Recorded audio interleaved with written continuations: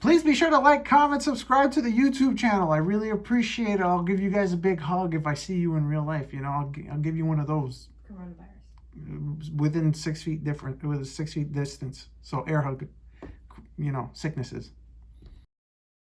What's up, guys? Welcome back to the channel. This video will be very different. I will be showing you guys my blue Digimon deck profile. I recently won a Digimon tournament with this. I wanted to share it with you guys because it's also a good way to show that I know what I'm doing. Sometimes. I have the 4 Upbeat and the 1 Omnimon. The Upbeat is good for draws when your opponent has no Digivolution sources underneath it. The Omnimon just adds attack power to your Digimon when there are 2 Digimon with no Digivolution sources underneath them. Your opponent usually plays around the Omnimon. They don't even play around it necessarily. The Omnimon never really goes off, but it's just easier to summon something and give your opponent less memory when you have an extra Digitama, since you can't have 5 Upbeat in the baby egg section. Anyway, we have here the standard 4 Gabumon. When you hard play, you draw 1 card from your deck. Very good card, staple in every blue deck. Then we have our standard 3-cost level 3 Gomamon. This gets an inheritable effect when the Digimon on top of it decides to commit suicide. You gain a memory, which is pretty good, especially when the Digimon on top of it is a blocker. You'll gain a memory off of when it gets deleted. This is your standard 2-cost Elecmon. We have 4 of those. It's for a low cost. It also helps when you're trying to memory choke your opponent and give them less to work with when it's their turn. And this is the 3 copies of the 2-cost Gomamon. It's a very good card. Unfortunately, if your opponent does have Omnimon in their hand and they decide to summon it when you have this here on the field, you're gonna be sad because he's gonna delete a bunch of Gomamons at the same time. Going into our level 4s now, we have our standard 4 Grizzlymon for blockers. Like I said, I use this in conjunction with the Gomamon that gives you 1 memory when it's deleted. This is a very good card. Pretty good for helping you keep your securities. Then we have the low cost Gorillamon. I love this card. This card is so good. Helps me memory choke the living daylights out of my my opponent. I love this card. Very easy to summon. I don't usually hard cast this ever, but if worst case scenario happens, you could. I would just not recommend doing it. I would always usually try to use a level 3 over it. Moving on, we have another level 4. We have 4 Garurumons. You use this in conjunction with your Metal Garurumon, mostly so that way you can pull it out and then restand your Metal Garurumon so he can attack again. That's usually the reason I use it. Sometimes people can actually just hard summon this when you have an issue with your opponent not allowing you to attack. You could just hard summon that and attack your opponent per game. Some people forget that. You know who you are. Here we have 4 Monzaemon. This is our level 5. This is a low cost to Digivolve Digimon. This is not that bad. Actually, it's really great because even the hard casting is pretty low. So even if you hard cast this, you could put your opponent into a tough spot. I would say in most scenarios, you shouldn't be afraid to hard cast this out of your hand if you can. It puts your opponent in a very difficult position because if you hard cast this, chances are you could also bluff your way into making them think that you have a 6 in your hand. So that way they can play something to try to get rid of this.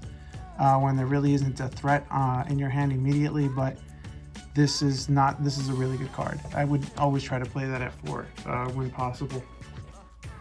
Continuing with the level 5 lineup, we have our Were Garurumon.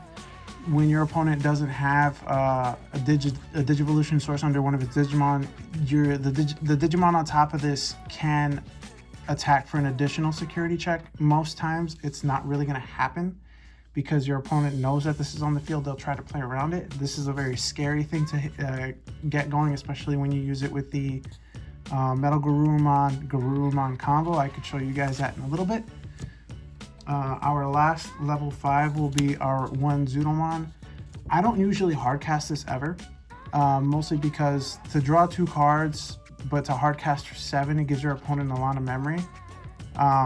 It also has the inheritable effect where you gain a memory if the Digimon is attacking.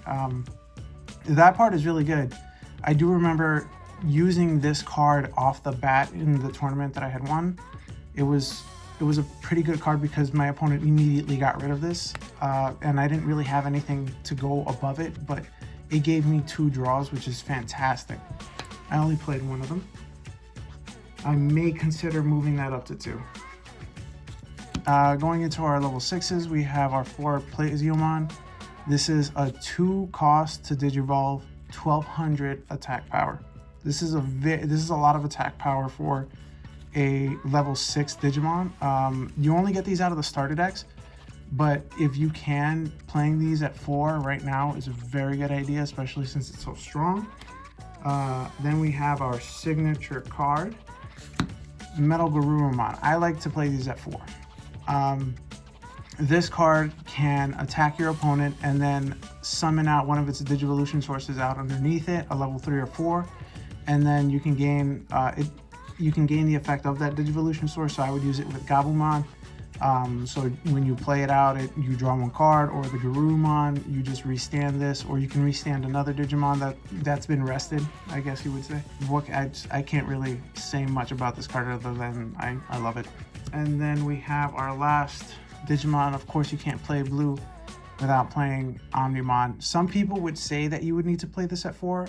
I love this card at 3, only because if you have 4, I think you're going to run into the situation where you might end up having 1 or 2 in your hand, and then you can't really do anything about it. It's a very good card. Unfortunately for me, I think that it can brick, especially since you run a lot of level 3s, but in this game, you never know what might happen. There are moments where you really brick in this game. It's crazy. So yeah, that makes up the level 7. And our option cards are Hammer Sparks, 4. These are very standard, gives you 1 memory, and if it's in your security and it flips, you gain 2 memory. It's fantastic. For those of you who haven't played this game so far, for the people in the back, I will demonstrate a little bit of what this deck does. To give you guys an idea, in scenarios where you have a Gabumon on the field, because you usually hardcast this to be able to use the effect to draw 1 card, you would leave it on the field, assuming that your opponent, keeps going. You go up into Garurumon. Afterwards, you'll follow into your Garurumon, and then you'll go into your Metal Garurumon. On the off chance that you're feeling a little, you have some strong cojones and you decide to attack your opponent, and hopefully you're praying to the Digimon gods that your Digimon survives, and it stays on the field. Great, you knocked out some of the security from your opponent, but now if you actually make it to the point where you have this kind of lineup for one of your Digimon on the field, what you would do is you would attack your opponent, a security checking them. If their Digimon does not have any Digivolution sources underneath it, you would attack for additional security check with Garurumon. Also, in the scenario where you have Upamon underneath your Digimon, underneath a Gabumon, you will draw a card. You will then use his effect to either summon your Gabumon and draw a card, or you can, in some scenarios, bring out your Garurumon. That will then cause your Metal Garurumon to restand, so that way you can attack again for another security check, and it's pretty good. Usually a lot of people go in for this combo because it's so good to attack. It's really good to attack your opponent and try to end the game as quickly as possible. This also gives you the ability to digivolve your Garurumon up to something else stronger, which is great. And then you can go up into your Omnimon. This is usually the last thing you play. You don't usually end up doing this first and then attack. You can never really attack your opponent afterwards. It's kind of not. It would be very insane for somebody to actually give you that much memory that you could do that. But yeah. Moving on to another combo that usually you would end up doing is you would summon this Gomamon, gives you 1 memory when the Digimon is deleted. So then you would just leave it with the Grizzlymon. Obviously, your opponent would attack into you. You can defend with the Grizzlymon and you'd gain a memory.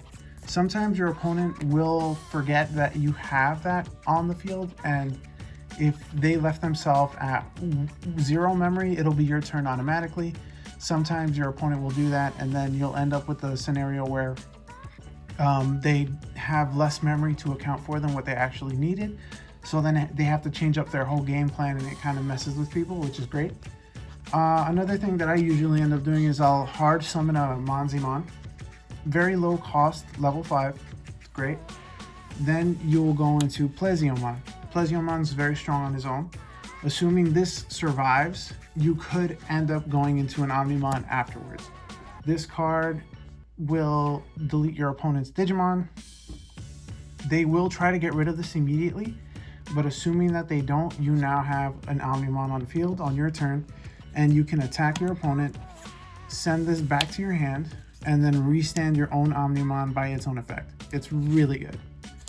Some of you might be looking at this deck and wondering, oh, where are the Kokaitis Breaths? Well, I don't like Kokaitis Breaths. I hate that card. I personally, I despise that card to absolute hell. Like, I wish I could take that card and rip it in half because I hate that card so much.